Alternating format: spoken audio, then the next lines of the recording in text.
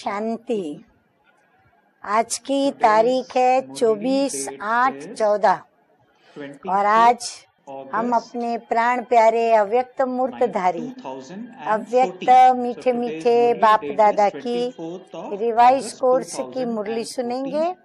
तो आज की मुरली की तारीख है रिवाइज कोर्स की 7/12/78 78 की मुरली है और आज की मुरली का शीर्षक है बाप समान संपूर्ण बनने के चिन्ह यानी लक्षण क्या दिखाई देते हैं।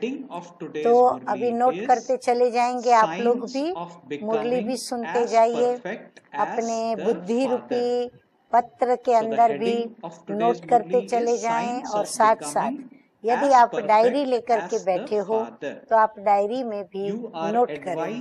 मीठे मीठे बाप दादा कहते हैं सदा अपने सिमरती की समर्थी से, अपनी सिमरती की समर्थी से अपने तीनों स्थानों, कौन से तीन स्थान?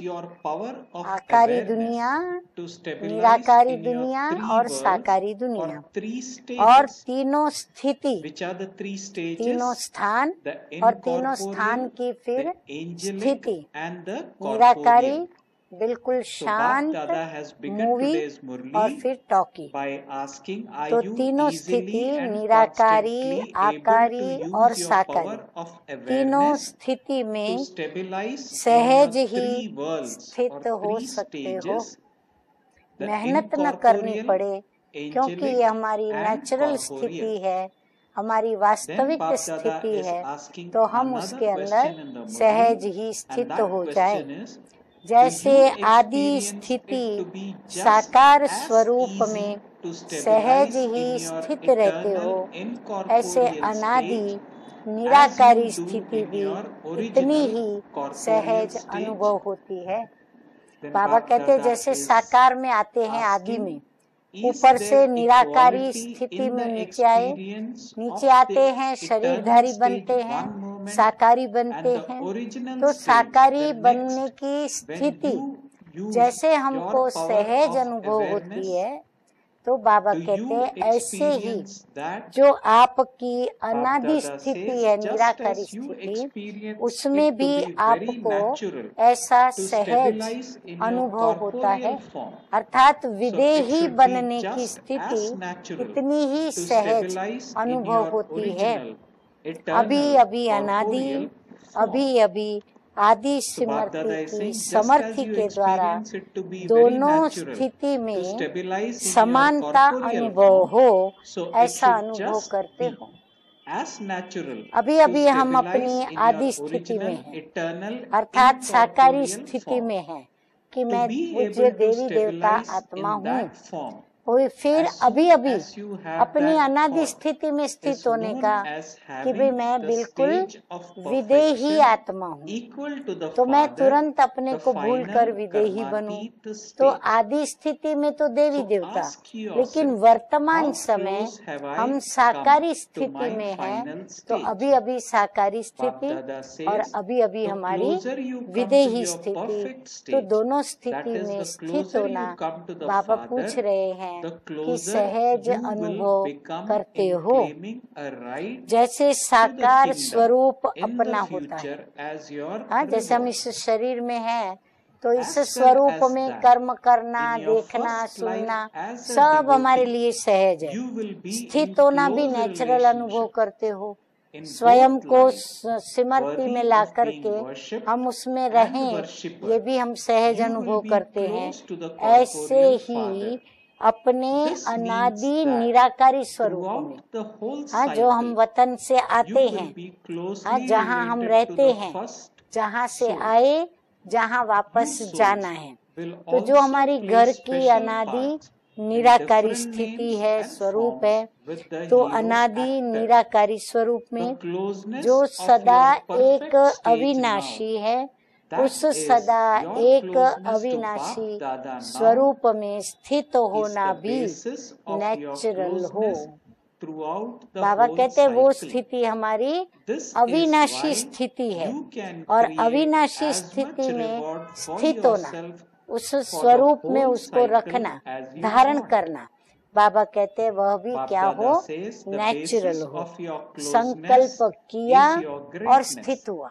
जैसे ही हम संकल्प करें मैं तो विदेही आत्मा हूँ और हम उसमें स्थित हो जाए, ऐसे नहीं मेहनत करनी पड़े, युद्ध करनी पड़े, देह हमको याद आए, उसका नाम रूप सब हमको अपनी तरफ खींचे, नहीं, संकल्प किया और स्थित हुआ।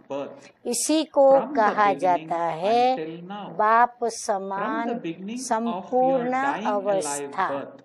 जैसे बाबा के लिए कोई मेहनत की बात नहीं, युद्ध की बात नहीं, बाबा तो है ही सदा विदेही। तो बाबा विदेही स्थिति से जब साकार में आते हैं तो बाबा के लिए उस दोनों स्थिति में स्थित होना कितना नेचुरल है। तो बाबा कहते हैं ऐसे बाप समान अपनी स्थिति में स्थित होना, कि संकल्प करें और स्थित हो जाए, तो इसको कहा जाता है बाप समान संपूर्ण अवस्था और कर्मातीत अंतिम स्टेज।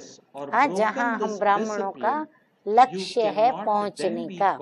तो अपने आप से पूछो अंतिम स्टेज के कितना समीप पहुँचे हो, ऐसी स्थिति के समीप हम कितना पहुँचे।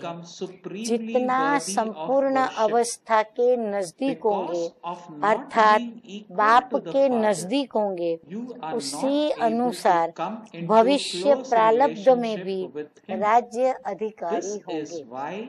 बाबा कहते हैं अगर अभी आप बाप के अवस्था, जो संपूर्ण स्थिति बाप की, ब्रह्मा बाप की, अगर उस संपूर्ण स्थिति के आप स्वयं भी संपूर्ण स्थिति वाले बनकर नीचे होंगे और बाप के समान बने होंगे, तो क्या होगा, भविष्य प्रारब्ध में भी बाबा कहते हैं कि आप साकार बाप के समीप होंगे और नजदीक होंगे और राज्य के अधिकारी भी होंगे, वो राज्य पाने के अधिकारी भी होंगे साथ साथ। हाँ, ये सब बाबा लक्षण बताते जा रहे हैं। साथ साथ आदि भक्त जीवन में भी समीप संबंध में होंगे।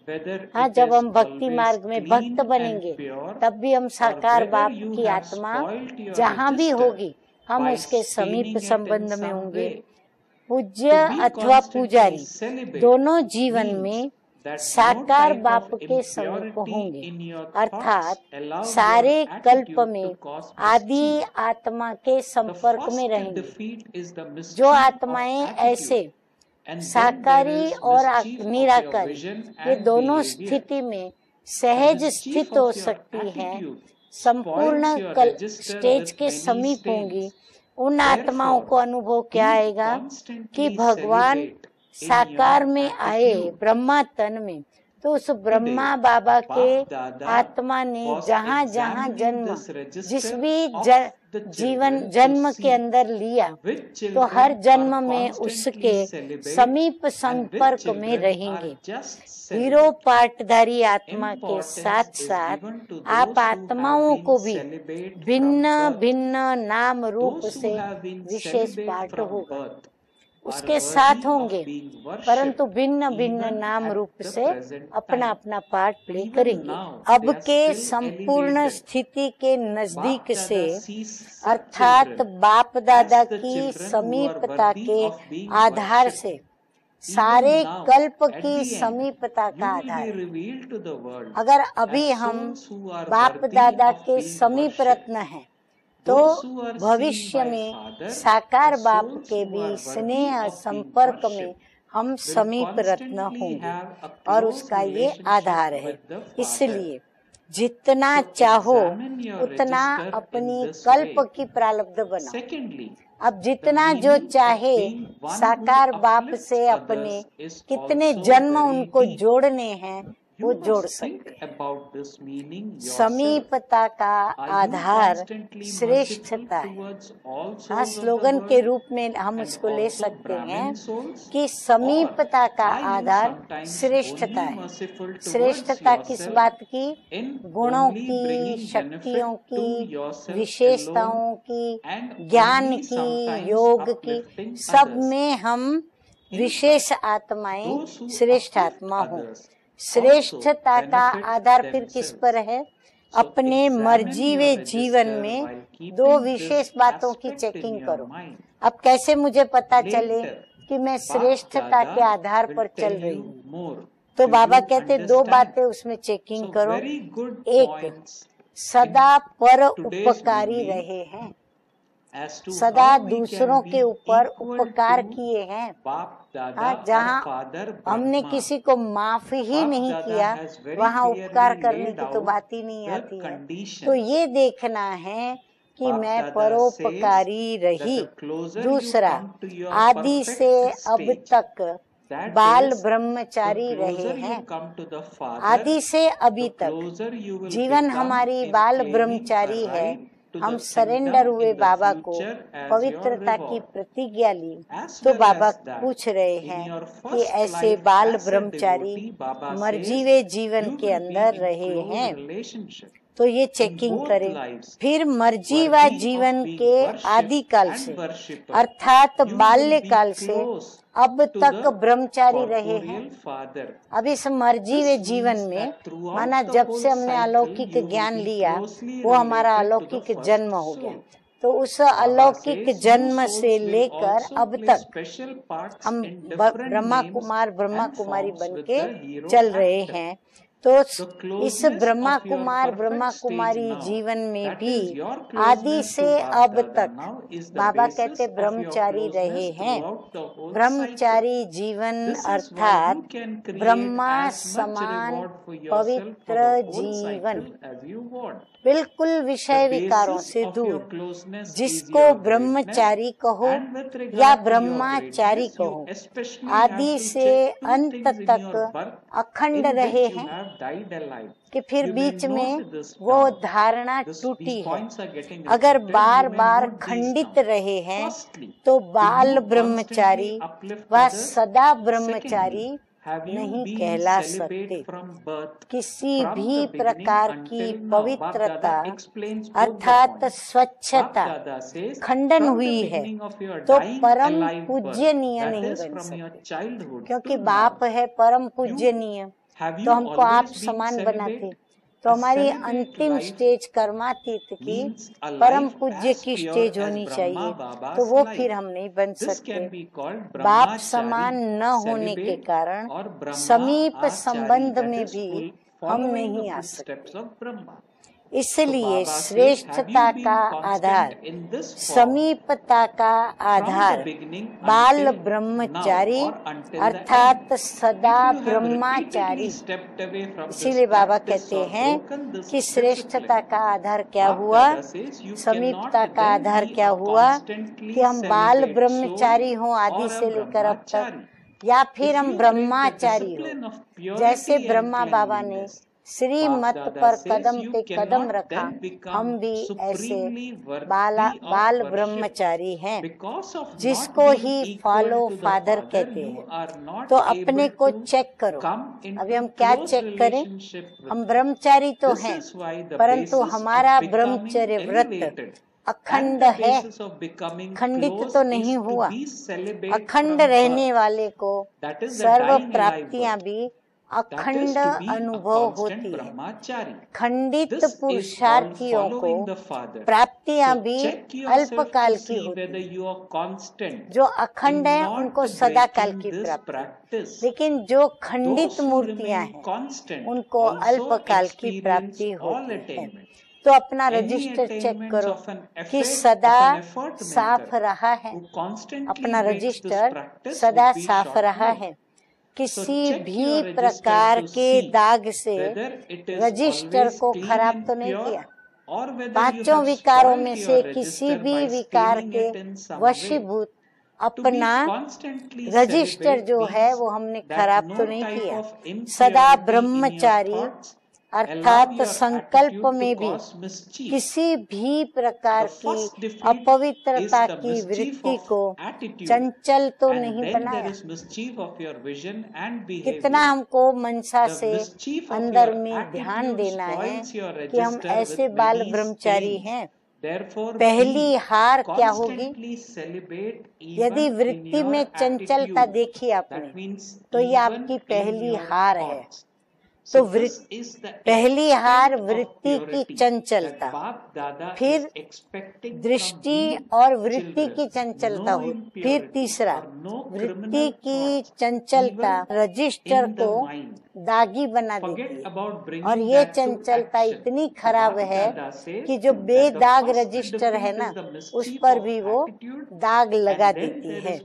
इसलिए वृत्ति से भी सदा ब्रह्मचारी रहो। वृत्ति में भी हमारे विषय विकार नहीं आने चाहिए। आज बाप दादा बच्चों के इस रजिस्टर को देख रहे थे कि कितने बच्चे सदा ब्रह्मचारी हैं और कितने ब्रह्मचारी हैं। अब ब्रह्मचारी और बाल ब्रह्मचारी उसमें भी फर्क है। ब्रह्मचारी बनकर जो न्यूज़पेपर, मैगजीन्स और वर्तमान आईटी का युग है तो इंटरनेट पर बैठ करके कुछ भी देखना, यूट्यूब पर जाकर के, तो ये बातें तो नहीं है।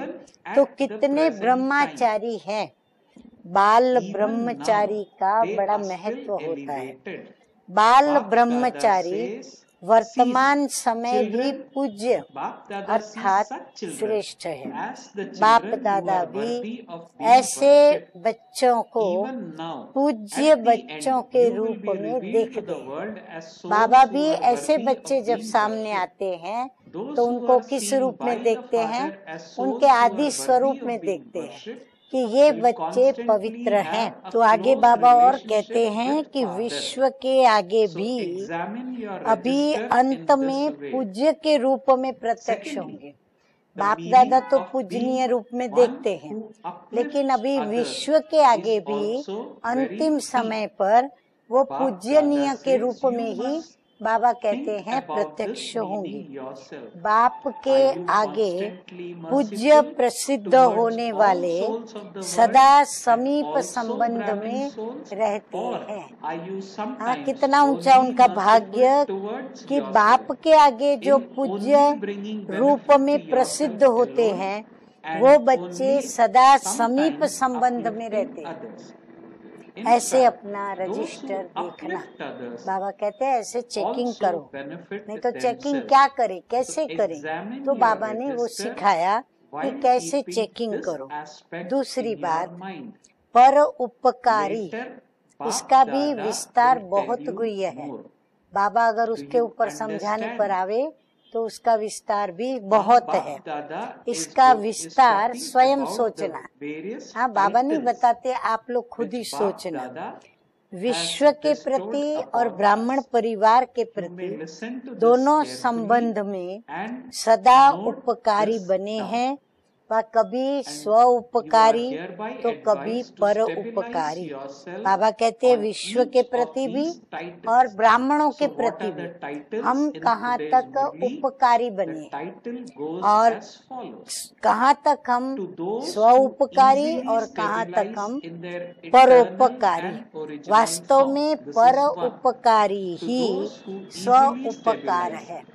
यदि हमने परोपकार करना सीख लिया तो स्व उपकारी भी हम ऑटोमेटिकली हो जाते हैं। इस रीति से इस बात में भी अपना रजिस्टर चेक करना, फिर बाप दादा भी सुनाएंगे। समझा? अच्छा, अभी बाबा याद प्यार दे रहे हैं सदा अपने अनादि और आदि स्वरूप में सहज स्थित होने वाले, सदा स्वच्छ और स्पष्ट रहने वाली पूज्य आत्माएं सारे कल्प में समीप संबंध में आने वाली आत्माएं सदा ब्रह्मचारी बच्चों को बाप दादा का याद प्यार और नमस्ते। हम रूहानी बच्चों की रूहानी बाप दादा को याद प्यार, गुड मॉर्निंग और नमस्ते नमस्ते। अब ये बाबा ने टीचर्स से मुलाकात करते हुए जो महावाक्य उच्चारण किए हैं, तो टीचर्स की जो काम है, टीचर्स को क्या करना है, तो बाबा ने 7 बातें बताई हैं। टीचर्स ये देख रही हैं, सुन रही हैं, वह अपने पास नोट करें। टीचर्स को विशेष लिफ्ट है। कौन सी लिफ्ट है? क्योंकि टीचर्स का काम ही है सर्व आत्माओं को मार्गदर्शन कराना। हाँ, ये पहली विशेषता बाब ने बताई। तो दिन रात एक ही लगन में रहने वाले। हाँ, फिर दूसरी विशेषता, दिन रात किसकी लगन में रहते हैं? वो एक की लगन में रहते हैं। फिर एक की ही याद, एक को ही याद करे। फिर एक ही कार्य भी एक ही करना। इससे एक रस स्थिति सहज ही बन जाती है। एक की लगन में रहने से मंजिल का अनुभव नहीं होता है। ये तो मंजिल बड़ी दूर नजर आएगी और बहुत हमको चलना है, ये सोच के ही थकावट लगेगी। लेकिन बाबा कहते हैं एक की लगन में रहने वालों को मंजिल का अनुभव होता है। एक ही एक है तो सहज मार्ग हो गया ना। सिर्फ बाबा ही है। जो भी श्रीमत लेनी है बाबा से, जो कुछ भी करना है बाबा के नाम से। तो इसीलिए बाबा कहते हैं कि ये तो सहज मार्ग हो गया ना। सेकंड में स्विच ऑन किया और मंजिल पर पहुंचे। आगे चलकर ऐसा समय आएगा कि हम सेकंड में स्विच ऑन करेंगे, माना हमारी बुद्धि का ताला हम खोल देंगे, तो सेकंड में हम प्रभु को याद करेंगे और इस प्रकार जो सोचा वो स्वरूप हुआ। ये है लिफ्ट। फिर जो सोचेंगे उसके हम स्वरूप बन जाएंगे। तो ये बाबा की तरफ से क्या फल मिलता है कि बाबा जैसे हमको लिफ्ट में लेके जा रहा है। टीचर्स को अपने भाग्य को देख सदा बाप के गुण गाने चाहिए। टीचर्स को क्या करना है? गुण देखना है। और गुण देखते हुए बाबा कहते हैं अपने भाग्य को देखकर अपने भाग्य के भी गुण गाने हैं। वाह बाबा वाह और वाह ड्रामा वाह। ये गीत सदा अंदर में चलता रहे। इस खुशी में चाहे तन का बंधन हो, चाहे मन का बंधन हो, लेकिन कुछ नहीं लगेगा। अगर ये खुशी हमारे पास होगी तो बाबा कहते हैं तन के बंधन होते भी दुख नहीं होगा अंदर, और मन का भी बंधन होगा तो उसमें दुखी नहीं होंगे। बिजी रहने से किसी भी प्रकार से माया का वार नहीं कर सकता। बाबा कहते इसीलिए बिजी हो जाओ। बिजी रहेंगे तो क्या होगा? माया दूर से ही वापस लौटेगी। तो बिजी रहने से किसी भी प्रकार के माया के वार से हम स्वयं को बचा सकेंगे। माया की हार होगी, वार तो हो ही नहीं सकता। बाबा कहते हैं उसकी हार होगी, पर थोड़ा धीरज धरना पड़ेगा। थोड़ा अगर युद्ध करना पड़ा तो युद्ध करना पड़ेगा, पर अंतिम विजय किसकी? निश्चित हमारी ही विजय होगी। इसीलिए निश्चिंत होकर के बाबा जो कहते हैं वो पुरुषार्थ करने लग पड़ना चाहिए। फिर आगे बाबा ने समीप आत्माओं के लिए पुरुषार्थ में भी एक मनोरंजन का साधन वो क्या है वो बताया है। ब्रह्मा बाप की जो पहली विशेषता है नष्टो मोहा, जिसके आधार पर ही सदा स्मृति स्वरूप बने। बाबा स्मृति स्वरूप कैसे बना? तो बाबा की पहली विशेषता बाबा ने क्या धारण की? पहले तो सारे देहधारियों से बाबा नष्टो मोहा बने। अभी बाबा बाप समान बनाने की स्थिति या अवस्था क्या है, उसके लक्षण क्या है, वो नंबरवार बाबा बताते जा रहे हैं। तो विशेषता है नष्टो मोहा, और उसके आधार पर ही सदा सिमरती स्वरूप बने। तो ऐसे फॉलो फादर करते हो। हाँ, तो पहला है फॉलो फादर करना। फिर इसे ही विशेषता से समीपात्मा बन जाएंगे। फिर उसी विशेषता को लेकर के कर्म करेंगे, पुरुषार्थ करेंगे, मेहनत करेंगे, तो समीपात्मा ऑटोमेटिकली बन जाएंगे। स्वयं से व सर्व से नष्टो मोहा। इसलिए समीपात्माओं को सहज ही सर्व प्राप्तियां होती है। पुरुषार्थ भी उनको एक खेल अनुभव होता है, मुश्किल नहीं। हाँ, हम बच्चों को कभी कभी भारी लगता है, लेकिन बाबा कहते हैं नहीं, जो समीपात्माएं होती हैं उनके सामने अगर ये अपना आसुरीपन दिखाते भी हैं, तो बाबा कहते हैं कि वो हम रखते हैं, उसमें हमको कोई मुश्किलात अनुभव नहीं होती। पुरुषार्थ करना भी एक मनोरंजन है। तो हम पुरुषार्थ करते हैं, हम साक्षी दृष्टा होकर रहे और हम माया के खेल को देखते रहे। वैसे कोई हिसाब करो और मनोरंजन रीति से हिसाब करो तो फर्क पड़ जाता है ना।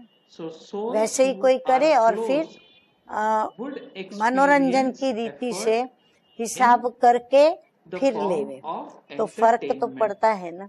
तो समीपात्मा को पुरुषार्थ में मनोरंजन अनुभव होता।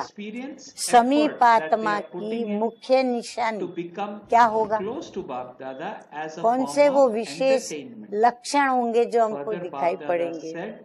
तो मुख्य निशानी आदि से अंत तक मुश्किल का अनुभव नहीं होगा। मुश्किल है ऐसा अनुभव नहीं आएगा, अरे ये तो कितना सहज है, तो वो सहज का अनुभव लेकर आगे बढ़ेंगे। फिर आगे बाबा ने और बातचीत की है और महावाक्य उच्चारण किए हैं। सफलता का आधार साक्षी और साथीपन का अनुभव। बाबा कहते सफलता के लिए ये 3 बातें चाहिए। आगे बाबा कहते हैं सदा अपने को बाप का साथी समझकर चलते हो। अगर साथीपन का अनुभव होगा तो साक्षीपन का अनुभव होगा।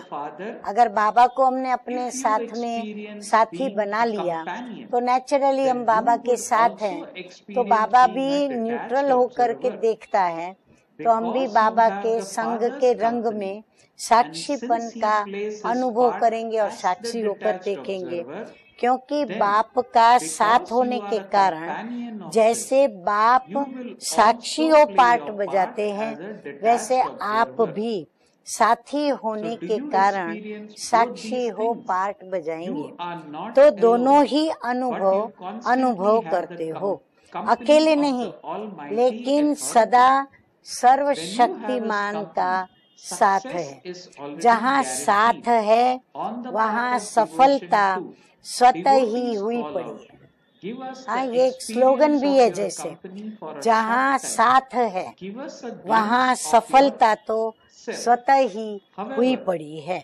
वैसे भी भक्ति मार्ग में यही पुकारते हैं कि थोड़े समय के साथ का अनुभव करा दो, झलक दिखा दो।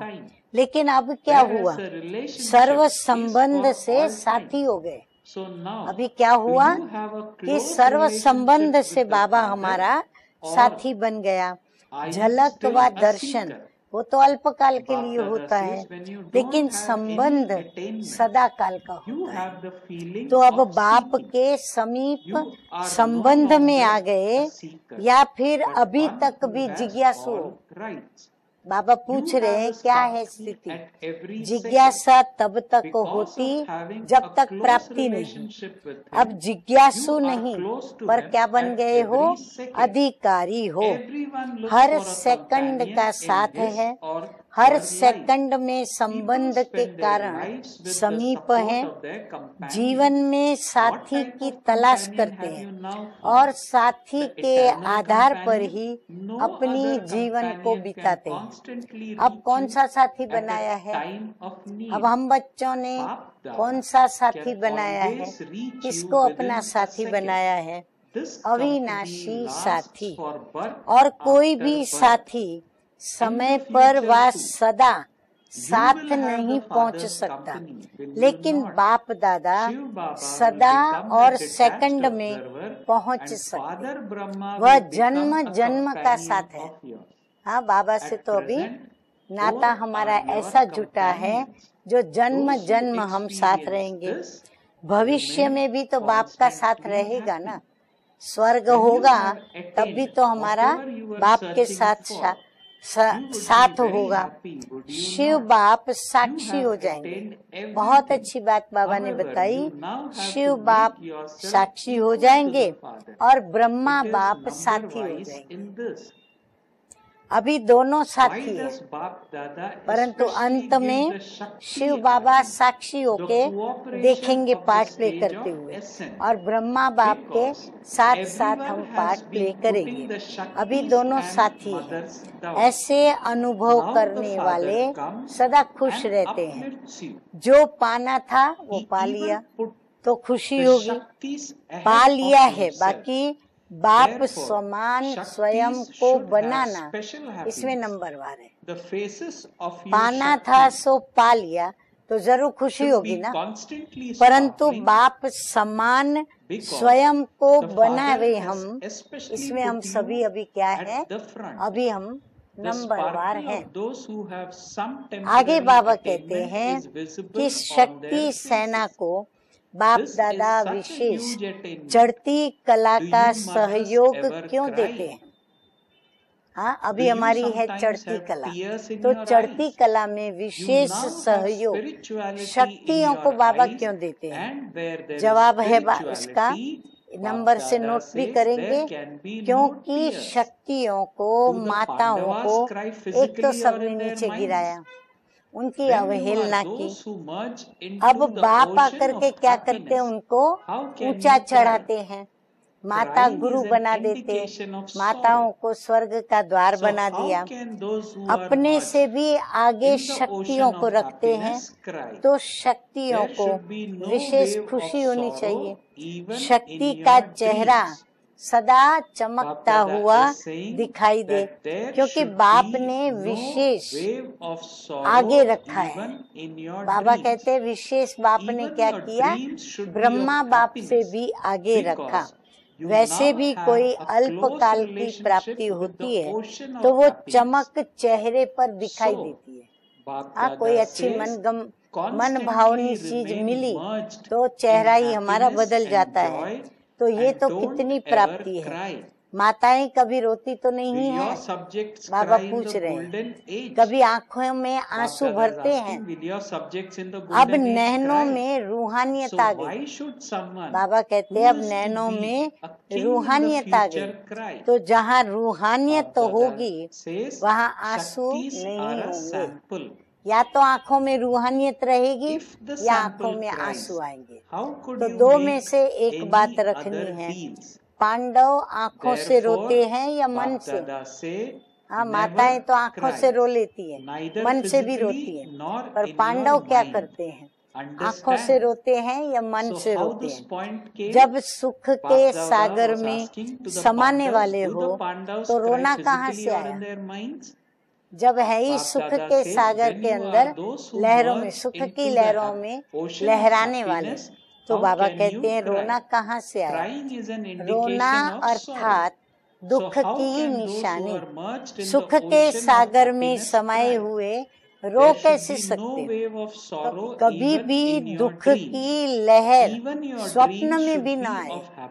बाबा कहते जब सुख के सागर के बच्चे बन गए, वो साथी बन के साथ निभा रहा है, तो दुख की लहर हम बच्चों के स्वप्न में भी आनी नहीं चाहिए। तो स्वप्न भी हमारा कैसा हो, सुख स्वरूप हो, क्योंकि सुख का सागर अपने समीप संबंध में आ गए, वो भी हमारे समीप संबंध में। तो सदा सुख में खुशी में रहो तो कभी रोना नहीं।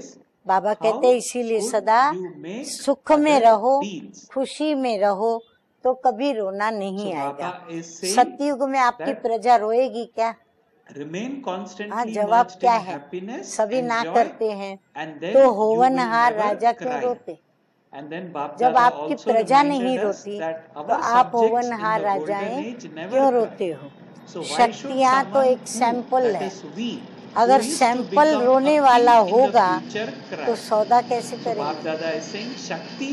बाबा कहते आप शक्तियाँ हो एक ऐसा सैंपल, जिस सैंपल को देखकर लोग आकर्षित होते हैं। तो बाबा कहते सैंपल ही अगर रोने वाला होगा तो आगे का सौदा कैसे होगा? इसलिए कभी भी नहीं रोना, न आँखों से रोना, न मन से रोना। समझा? अच्छा, आगे आज का वरदान है सेवा के आगे उमंग उत्साह के द्वारा सेफ्टी का अनुभव करने वाले, सेवा के द्वारा परंतु उमंग और उत्साह भी साथ में हो। और ऐसे बच्चों को सेफ्टी का अनुभव करना माना अनुभव करने वाले माया जीत भव। जो ये अनुभव करता है वो माया जीत बनता है।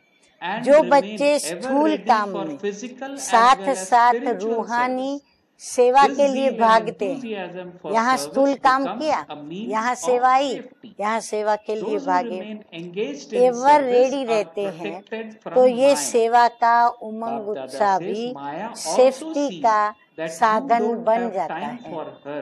बाबा देखो कहीं भी प्रश्न उठने ही नहीं देते।